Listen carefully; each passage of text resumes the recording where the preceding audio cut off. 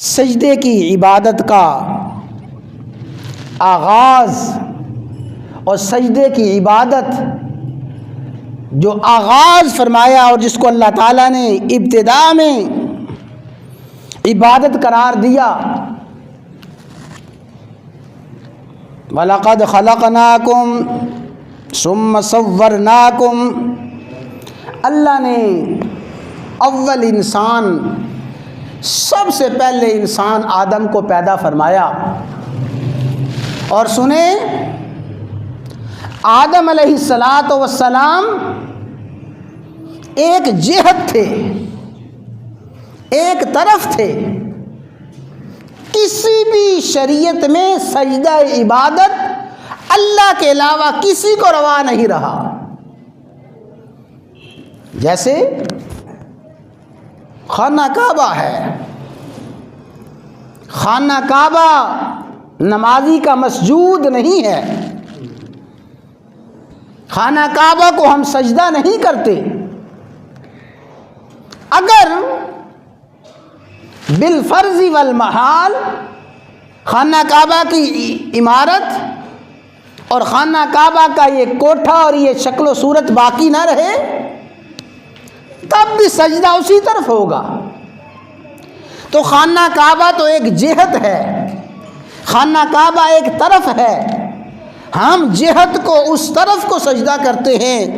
اللہ نے آدم علیہ السلام کو بطور جہت کے رکھا، بطور سمت کے رکھا۔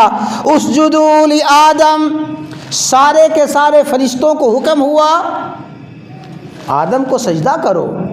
کیوں؟ یہ آدم اس وقت میرا حکم، آدم کو سجدہ کرنا اس وقت میرا امر ہے، سجدہ تو میرا ہی ہے، میرا حکم ہے، میرے حکم کو سجدہ کرو، چاہے وہ آدم کی صورت میں ہو، اللہ کا حکم آ گیا، وہ خانہ کعبہ کی صورت میں ہو، رب کا حکم آ گیا، بیت المقدس کی صورت میں ہو، رب کا حکم آ گیا ہے۔ سجدہ تو اللہ کے حکم کو کرنا ہے۔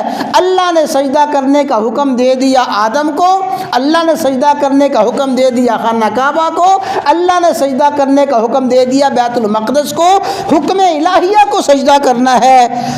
سارے کے سارے فرشتے فسجدوا، حکم الہیہ کو سنتے ہی سجدے میں گر گئے۔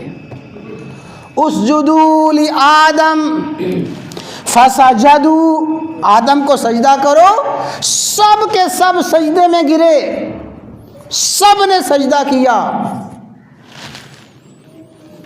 اللہ نے اب یہاں سے اس بدبخت اور ازلی بدقسمت کا ذکر فرمایا جس نے اللہ کے اس حکم سے بغاوت کی، اپنے آپ کو حکم الہیہ سے مستثنی قرار دیا کہ میں مستثنی ہوں، میں سجدہ نہیں کرتا۔